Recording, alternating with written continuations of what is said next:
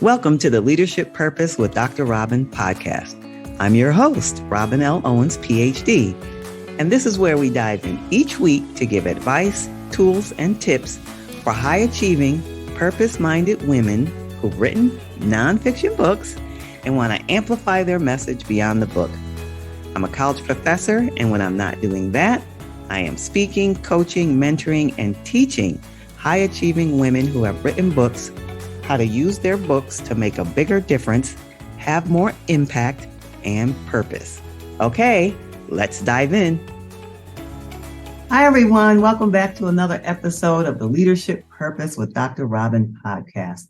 I'm so glad you're here and you take time to listen into the podcast. And this episode is brought to you by Create Masterful Courses. That is my 4-part training, free for you to help you turn your book into a masterful course. So if you want to go over there and check out my free training, go on over to createmasterfulcourses.com, createmasterfulcourses.com. Okay, and so for today, my guest has the distinction of being a return guest, but she has evolved in many ways since then and has lots of new things to say. And she has the other distinction of being my dear friend. Whitnie Wiley is our guest today. So now let me tell you a little bit about Whitnie. Whitnie Wiley is a 9-time best-selling author and is anticipating the publication of 3 books, including The Joy of Work and her first solo efforts, Wisdom Whispers and The Simple Leader. Whitnie is an organizational and leadership development strategist. And after spending years in companies with what she calls crummy cultures and lousy leadership, Whitnie has dedicated herself to helping individuals and organizations adopt and implement strategies that create workplaces and cultures people love to work in. I mean, who doesn't want that? And her clients include aspiring, emerging, and for our purposes here, entrepreneurs aiming to be the kinds of leaders even they'd want to work for. And she is busy in the podcast space. She co-hosts The State of Leadership, Simple and Beyond Life. That's all one word, right? That's all one podcast. Is that right, Whitnie? Simple and Beyond. Yes, and Beyond. The next one is Life, Lemons, and Lemon Drops. Lemons. Life, Lemons, and Lemon Drops. Now, I mean, just by the title of that podcast, don't stop. Don't turn this one off and go listen to that. But I'm sure you want to listen to it. And then the other podcast is Beyond Your Best Plan. All right. And because she loves podcasting so much, she is now reinvigorating a new podcast called Love Your Work, where she interviews guests about the work they love to do, their journey, and lessons learned along the way. And she educates viewers about finding and doing work they love and loving the work they do. Who does not want that? Welcome, Whitnie Wiley. Oh, thank you, Robin. It's such a pleasure being back, being your friend, and sharing this space with you. So thank you. I'm so glad you're here. So let's jump right in. Okay. Do it. All right. So now I talked about gave you an introduction and read a little bit of your bio. But for everybody who's listening, why don't you tell us in your own words, first a little bit about you and then the work you do.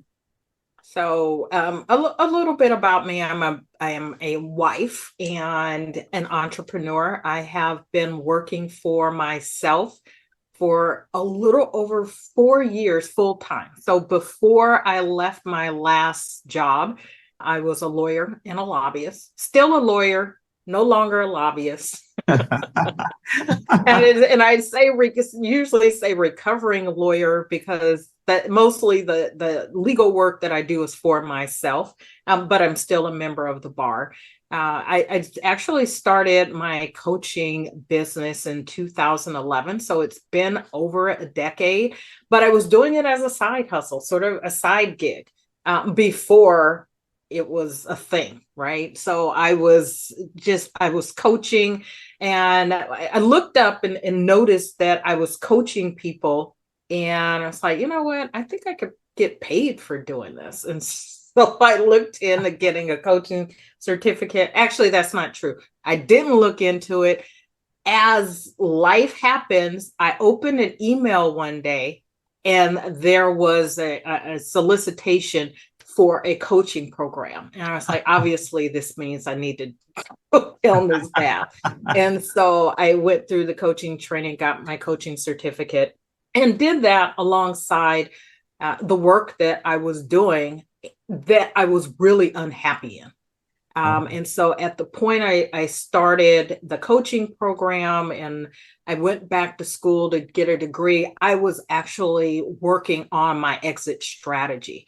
You know, some people will just walk away from their jobs. And if that's something that you can do, if you're unhappy in your work and you can just walk away and do a pivot and do something else, I say have at it. Most of us cannot do that. And so I put together an exit strategy, and it included coaching full time and doing some consulting with organizations. So I went back to school, got a degree in organizational leadership and development. And 4+ years ago, I said sayonara to the job. I was like, I've had enough. The beautiful part of that, while I, in my, I guess, humanness, feel like I was there too long, what I know about life is that I was there exactly the amount of time I needed to be, and that the experiences that I had, the leadership that was happening, all of that was for my benefit in doing the work that I'm doing now. So if I hadn't had that experience, you know, what would I have, right? Yeah. In terms of, you know, experiences to share to go along with my education. So it was painful in real time, but now that I'm separated from it, I can see all the nuggets that were in that experience. And they are part of, you mentioned the 10 books that I have contributed to, and the 2 that I'm working on. All of those experiences from that work have informed what I write about and how I help my clients, you know, both individuals and organizations. So Yes, I mean, you just gave us such a treasure of information right then, because I'm imagining there might be somebody listening right now who is working part-time, working a full-time job and doing part-time, or what you call a side hustle, doing coaching or consulting with organizations. So I'm sure that your story is speaking to them. So that is good to hear. And I could hear the seeds growing for your current book, The Joy of Work. I could hear, but tell us more about how that book came to be. So it's Joy of Work actually comes directly from my transition from doing work that I did not like to doing work that I absolutely enjoy, that I wake up every morning excited to do. I'm excited to work with my clients. I'm excited, and I do several different things. So I train. I have a national client that I train for. Some clients on the East Coast that I do some training for, some consulting, the coaching, all of that. I am excited to get up and do. When in that last job, Sunday afternoon, and I know a lot of people can relate to this, that Sunday afternoon dread when you start thinking about Monday morning and going back to work. And then Monday comes and all you can think about is it Friday? Is it Friday yet? Right. And I was like, I can't do this anymore. So it's what that transition is what prompted the thought about the book. And in the early days, not really the early days, but sort of the mid to late 2020, in the early days of the pandemic, I was invited to contribute to the second book that I have contributed to. And as part of that community, I started meeting people who enjoyed the work that they were doing. It's like, so I'm not the only one, right? When I didn't like my job, I sort of felt like, am I the only one who doesn't like their job? Of course, I wasn't. But then when I shifted, because then I knew all these people who didn't love their job, it's like, am I the only one who loves their job? And of course, I'm not. So I had this thought that I would talk to people who love their work. And so that's how the podcast Love Your Work was born. So that came first. You actually were one of my guests on that show. And Yes. I should get the link for you so you can link it and your people can, your audience can check that out and hear how you have evolved Yes. and the things that you've done over time. But, it was Love Your Work. And so I'm part of this community, the One Habit community, and the publisher of that had published a number of different books, and I was very involved in what was going on there. And so I talked to him about doing a book about loving your work. It had a different title. The book that I was doing under the One Habit series had a different title. Unfortunately, the publisher of that book series passed away last year, or in 2021. He passed away in 2021. And so the book we didn't get to finish it. And then I had someone, I know now that I'm in a community of authors and publishers, I had a publisher reach out to me and say, we would love to publish that book. Are you interested in working with us to get it done? I said, yeah. So we reworked it a little bit, and now it is called The Joy of Work. And so it's the same concept, right? That there are people who love the work that they do, or have found a way to do work that they love, or love the work that they do, right? And it takes both. Sometimes when you're in the midst of something that you don't really like, you have to find a way through, right? You have to find the joy, the glimmers, the gold nuggets, the silver linings.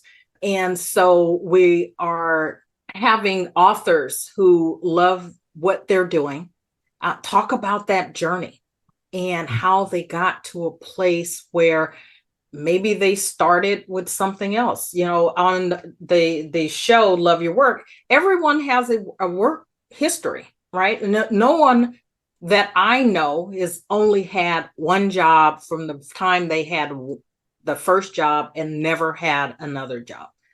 I don't know. There may be people like that in the world, maybe farmers, but for the most part, most of the people I know, or everyone that I know, has a progression, right? They started somewhere. You sort of have a first job, fast food, babysitting, something pretty simple. You go to college, or you go to trade school, or you learn a skill, you develop as an entrepreneur, and then there's this progression.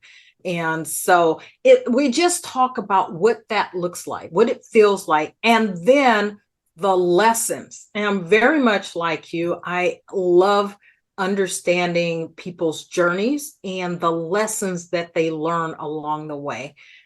Big believer that every experience is a learning experience. And if we will take the time to look for the lessons in it, we get to grow. Yes. And then we get to share that with other people. Yes, yes. So what would you say is I don't want to give away the whole book, but like a sneak preview, what's one of the tips that you can give us about adding or bringing or having joy in our work? So, well, one, I can't give away the whole book because it hasn't been finished. We still are looking for authors to contribute. And as soon as we fill the book up, we will have, and I'll have an idea of a publication date. But, the basic thing I believe is needed for you to love your work is to be clear on what it is it would take for you to love your work, right? Mm-hmm. What will it take?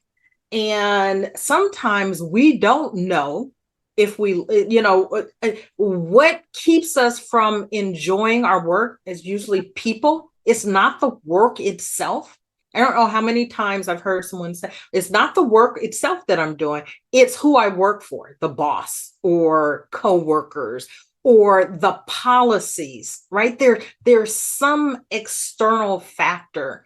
Mm, And so in function of focusing on what you do love, first of all. yes. And if you're actually not doing something that you love beyond the environment, the culture, if the work itself is something that you don't love, then it becomes important for you to get clarity about what that is. Yes. Right. And there are things that you can do to get clarity, mostly listening, feeling, right? Getting in touch with things that you've done in the past that you've enjoyed, the things that you've been successful at, what other people tell you that you're good at, right? That you may not recognize for yourself. And it doesn't have to be a job per se. It could be like right now, I call what I do pieces of a dream. I'm doing a little bit of this, a little bit of that, and I put it all together, and it's the work that I do. Right. We are in such I think, a great time in the history of work and technology that you can create your own economy, your own work the way you want to do it, right? The gig economy is huge. I know that legislatures, particularly progressive legislatures, don't particularly care for that, right? They want everyone to be employees and to be able to tell employers how to take care of those employees. And that's fine. I'm not trying to talk people into being entrepreneurs, and I don't think that you need to be an entrepreneur to have and do work that you love. But there is something about creating your own economy based on what it is you do. So even if let's say you're a lawyer or a doctor, right? You can still be a lawyer or a doctor. You don't have to go off and do something else, or you could be a lawyer and doctor for yourself, right? I met a doctor once who owned a hospital. I'd never met anyone who owned a hospital before. So he and some other doctors had gotten together and they formed a partnership and they owned a hospital. And I was like, that is really kind of cool. It is. It's You hire someone to be chief of staff and run the whole thing. So he didn't have to run it. He still got to be a doctor, but he got to do it his way. He found some like-minded people. They created this entity, put someone else in charge, and he just was a doctor, right? The other doctors were doctors. And so if you are willing to be creative, right, you can figure out a pathway forward for your work that lets you tap into the things that you're good at, the things that you enjoy doing, right? Bringing the pieces together. Or you can just do it on the side, which is something that I think helps a lot of people when they have work that they don't enjoy or are in environments that they don't enjoy, that they do something on the side that allows them an outlet, right? A creative outlet, or doing something meaningful to them. Mm-hmm. And that makes the other thing a little more tolerable. Okay, so you have you wear, and I talked about this in a couple of episodes back about professional identities, like when we wear different hats, and for example, for you and like many who are listening, you are, as you mentioned, organizational development, leadership development strategist, consultant, coach, author. But for our conversation today, I want to zero in on this author identity. Right? Okay. All right. So now what would you say is or was your greatest challenge related to being or becoming an author? Recognizing that I already was. I love that. Right? Say more about that. A lot of times we are doing the thing. We are already doing the thing, whatever it is. And because either we're not getting paid or we have a vision that it needs to look a particular way, we don't recognize ourselves as that thing. And so I was in my job as a as a lawyer, as a lobbyist, I wrote all the time. I wrote every day. I was a professional writer. I was a paid writer, right? I could say I was a paid writer. I was a paid speaker. I was a paid trainer. I was paid for all of those things. But because my title was lawyer and lobbyist, that's what I was focused on, right? And I wasn't so much focused on, that I was a writer. So you were already writing and being paid for it. So you just had to recognize yourself as an author. Was there a moment that helped you? Was there a light bulb moment or a catalyst that helped you recognize, hey, wait a minute, I am an author? There was actually. So I had written I guess you would call it an article, a column, as a guest for a magazine that belonged to a trade association that I was a member of. And they published it.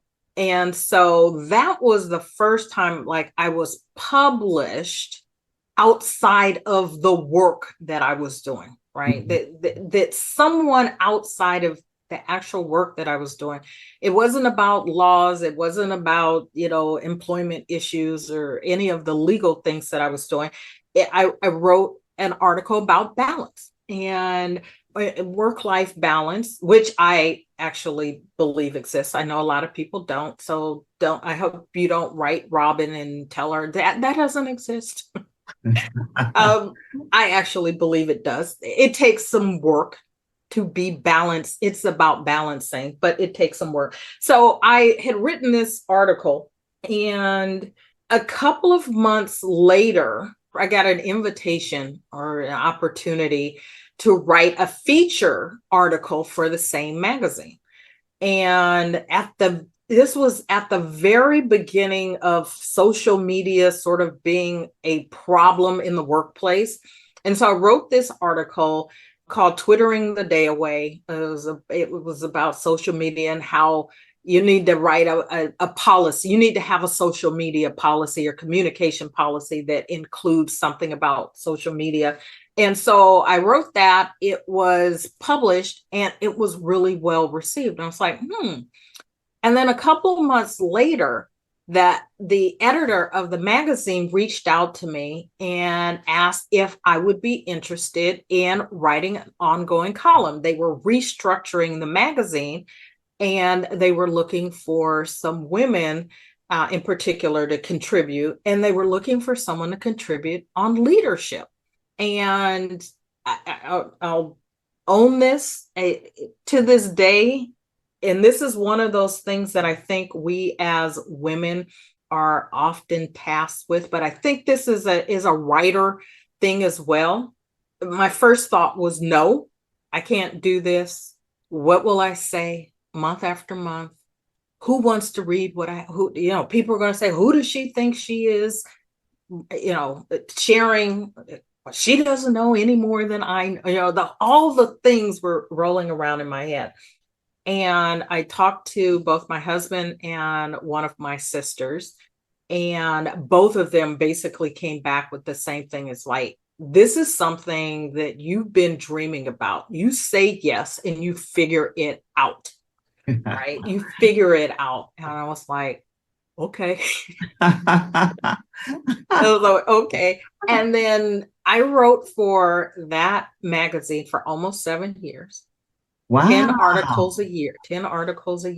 Wow. Never missed not having an article published, right? So the words always came. And when I started to trust the process and that the words would come, if I create the environment that would allow the words to come, that the words would come. And so it was in that was like, you're not just a writer, you're an author, you're a published author. Yeah. You're a published author. Yeah. And then I was like, well, yeah, but I'm just a magazine author, right? I'm just a magazine columnist. And then someone approached me about contributing to a book. The very first book I was part of called Tag Talks. It's a take on TED Talks. TAG is transparency, acceptance, and growth. very much in my, my wheelhouse about life lessons, things that you learn that you can share with other people that helps them on their journey. So I contributed to that. It's the only book that I've contributed to that hasn't been a bestseller, and that's okay. You learned things along the way, but it was a great experience. And now I couldn't say that I wasn't a published book author, right? So whatever I could write that could be published has been. So now it's like, you don't have an excuse to say that you're not anymore, because you are. And then when the first bestseller came, and the first #1 and the first international #1 bestseller, I was like, so now you have all the things, and the only thing left was being award winning. And then that happened as well. So, right. So every level, there's that piece in your head, that voice in your head that's like trying to talk you out of what the reality is. And the reality was, I've always been a writer. I've always been a writer. Yeah. And I just had to accept that I not am just a writer, an author, a published author, and just accept that, write the words that, and I'll share this last thing about this, Robin, and because this is from out of my spiritual experiences and spiritual growth. When I learned to write the words and let go of them, not needing anyone to read it, not needing anyone to write it, to like it, not needing anyone to validate it, it became easier to actually do the writing, right? And so when I write for God. I write for God, regardless of what it is I'm writing, regardless of the project. It's not about me. The words come to me. I truly believe that. I, again, create an environment. The words come to me. And my job is just to be a vessel to convey those words.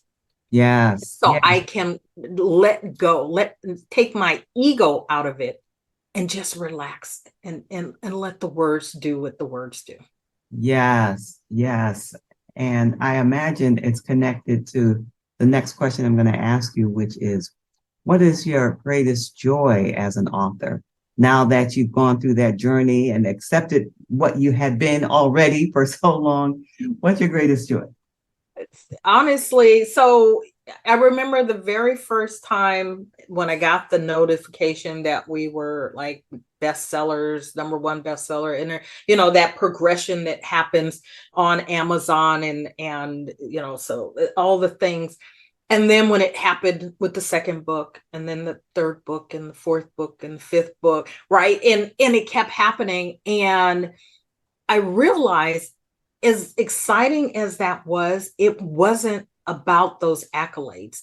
That meant that we, as authors, as contributors to the world, what that meant was that we had opportunity to impact people, right? Mm-hmm. So the higher the level of acknowledgement just meant more people were purchasing, which meant more people had the opportunity to learn what we were sharing. And that is the real joy. And so I interview authors and talk to them about their journeys as well. And I will acknowledge, congratulations on being, #1 international bestseller, blah, blah, blah. But do you know what that means? Right. And it just being really clear that what it means is the opportunity for people to read what you've shared. For me, that's the greatest joy. Yeah, it's super exciting to be published and, having gold little foil, medals and stuff on your book and all that's all exciting. But knowing that there are people whose lives are being changed by the things that I've written, that's the real joy in it. Yes, yes. And do you have any sense, is that connected for you to a sense of purpose in any way? I believe so. I don't know if you and I have talked about this. I don't think that when I interviewed you for my program or the last time I was on your program, I don't know that I had gotten sort of to this place. Maybe I should have probably gone back and listened, but I feel like my purpose is really clear. My purpose is crystal clear. It's just to glorify God. That's my life's purpose, is to glorify God. How do I do that? By loving, serving, and giving, right? Love, serve, and give. If I do that, then I glorify God. And the way I get to love, serve, and give is by sharing my time, my talents, and my treasures, right? So the opportunities that I have to do that, I can do that speaking, I can do that training, I can do that sitting one-on-one, having a conversation with my niece or nephew, right? So there are all kinds of opportunities, but being an author gives me an opportunity to reach out to people that I probably will never meet and never have an opportunity to connect with.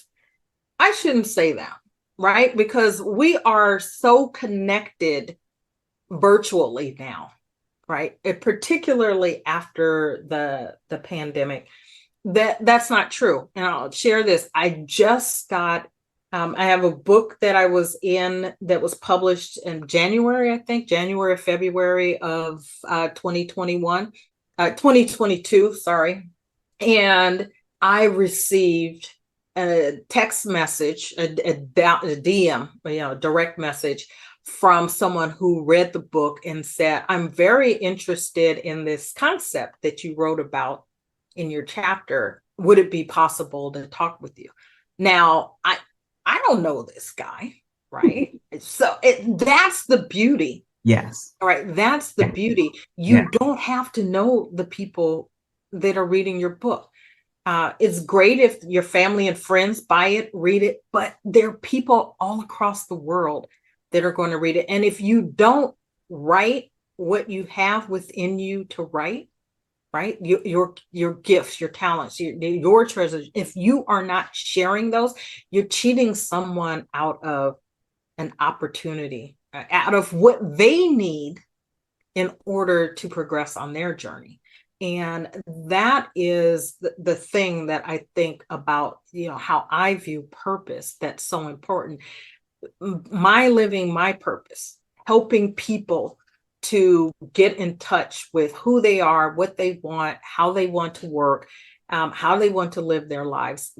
When I help them do that, then they are able to live their purpose, which then impacts somebody or somebody's, right?